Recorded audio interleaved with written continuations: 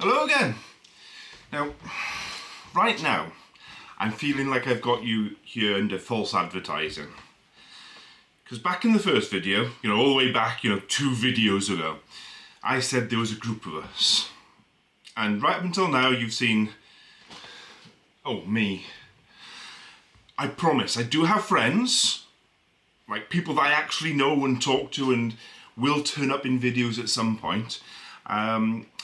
But it appears that when they said I was a guinea pig, they meant for like the first 4 or 5 videos.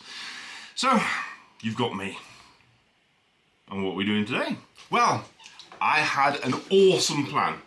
Today, we're going to do some airbrushing. Unfortunately, some idiot left some paint to dry in his airbrush.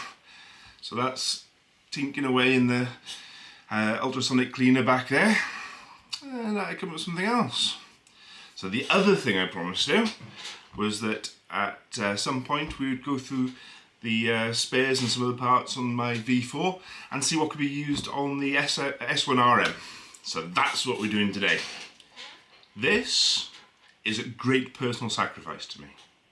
You see, on Sunday I went racing and the V4 was actually running quite well. I didn't hit everything on the track, so I'm a bit loath to take it apart today. But take it apart I will. Just because of my sheer love for all my subscribers out there, all 33 of you that are probably personal friends that know me in real life and are only watching this so you can take the mick out of me when I'm racing on Sunday. I know you are. You're all the guys that take the mick out of me on Sunday. Anyway, so I bit bullet and sacrificed my V4, tore into little bits. Took off the bits that I think are going to fit on the S1RM. Then I rummaged through my little parts box and pulled out all the V3 parts that I think will fit. And they're on the table. There. And you get to see them in a minute. Well, you get to see them now. Here we go. So, here we have the results of all the stripping and the scrabbling in the box and so forth. If you ignore the desolation of Smog, which is my once proud PR Racing buggy collection, so the V4's over there and the RM there, these are the bits that we're interested in.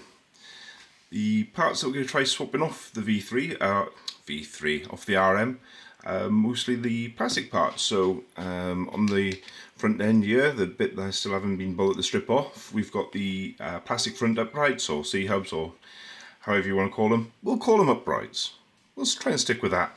We got the plastic towers, rear and front, plastic bar cranks, plastic Ackerman bar between them, and the plastic rear arm mounts. And we're going to see if it'll fit. We've got a set of the aluminium front uprights from the V4, which have got the adjustable axle height, and 2 mounts for the front arm. Unfortunately, carefully stacked here so nobody notices. You'll see in there somebody managed to strip off and snap off one of the ball joints. Yeah, might have used a bit too much thread lock in there, but we don't talk about that, we'll just hide it away there.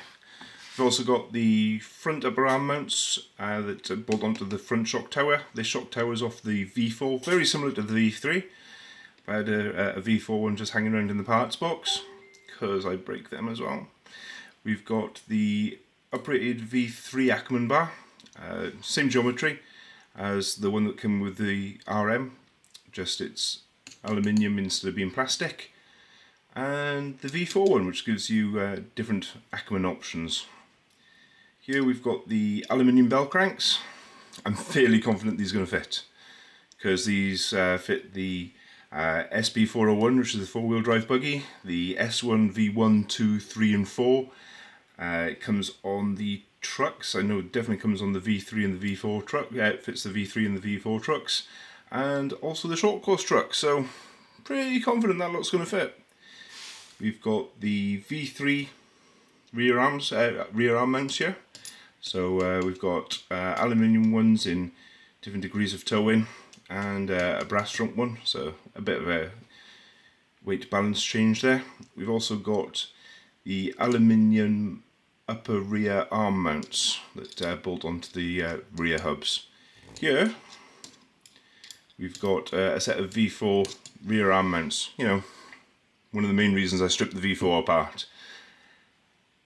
I was very eager to find out if they would fit, because I kind of thought they would be a nice shortcut, be able to change the toe-in and the anti-squat without, you know, taking the gearbox off and trying to get these wedges out and so forth.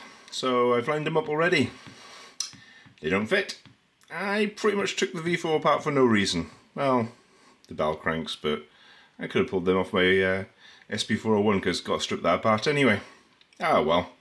So the problem with these is, on the rear mount, the chassis is too wide to fit between the groups. Now, I know I could pretty much solve this with a Dremel, but didn't quite want to get into it that deep yet.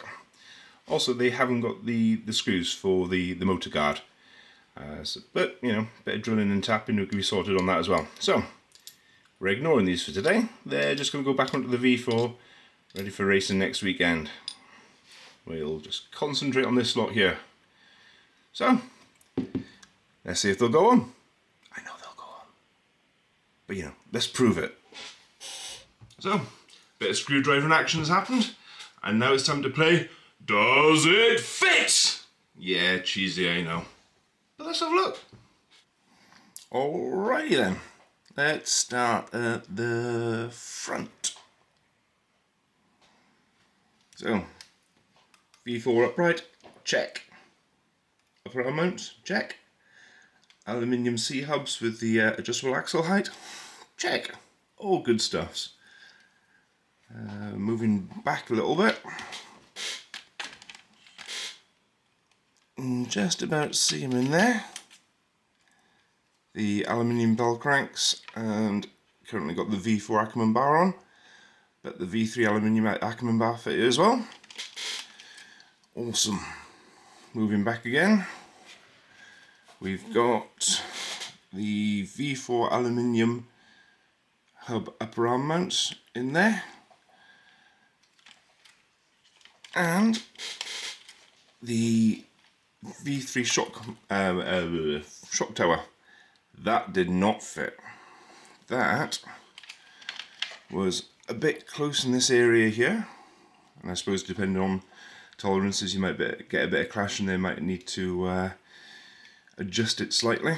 And these top holes that are used for the rear wing mount, they were about 2 millimeters too low, so I elongated them to get the wing mount to fit. If we then go to the rear arm mounts, he says, unprofessionally tilting everything around. The V3 aluminium lower arm mounts do fit. So all in all, hopefully got a bit more strength in the buggy, although didn't have any complaints with the plastic parts really. It's just a bit more fault tolerance for my faulty driving. Yeah. While scrabbling around later, I also found this little thing. Now this is the rear upper arm mounts, inner arm mounts for the V3.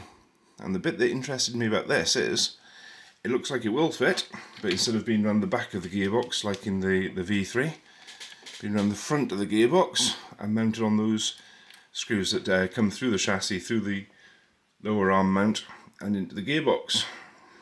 And if all my eyeball and everything is correct, it does slide onto those screws and would achieve the same height as the inner upper arm mounts as long as you cut them off.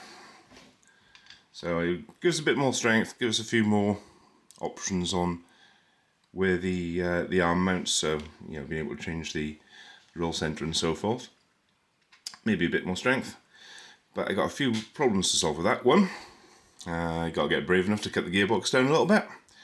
Two, the standard mounting points are not threaded. In the V3 it screws through into the original plastic mounts, so I'd have to sort out a way of threading that. But the other exciting thing, because this is so much full of excitement, it's actually the anti-roll bar mount as well on the V3. So I reckon we'll be able to get a rear anti-roll bar onto this, just using this one standard little part with a bit of fiddling.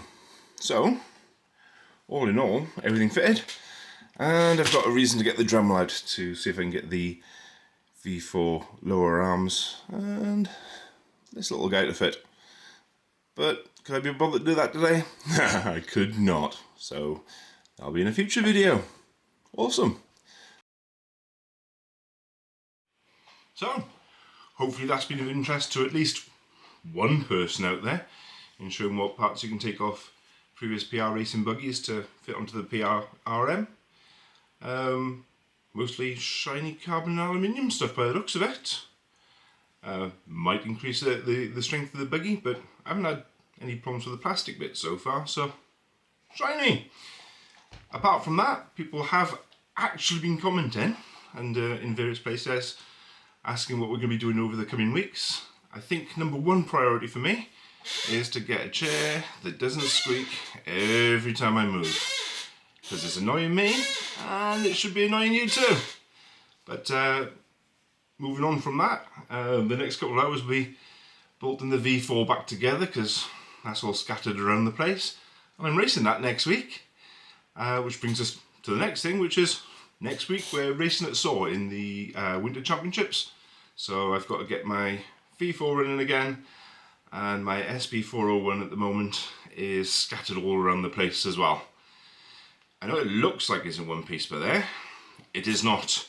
We've actually got another one that I bought second hand to be able to swap out some of the worn parts on that. Moving forward from that, we might video some of that. We might get some more track action if someone can be organised enough to take the camera gear with them and remember to push the record button and doesn't sort of do so poorly that he's ashamed of broadcasting it to the world. That person would be me. Yeah. Anyway, following on from that, we're all going off to the Pop Along Racing event down on the 10th of February in Watford. So, if nothing else, you'll see other people then, as opposed to just my pretty face here. And in a break from tradition, I've pre-ordered another buggy. Yeah, someone got all caught up in the hype of the new Associated B7 and has pre-ordered another buggy from Evolution Models. So sometime in February we'll be getting that on video as well. Maybe do a bit of a build and put the electrics in it, which I haven't decided on what I'm putting in it yet, and maybe a bit of a review at the next race after that. Anyway, I hope you've enjoyed this one and see you again soon. Catch you in a bit.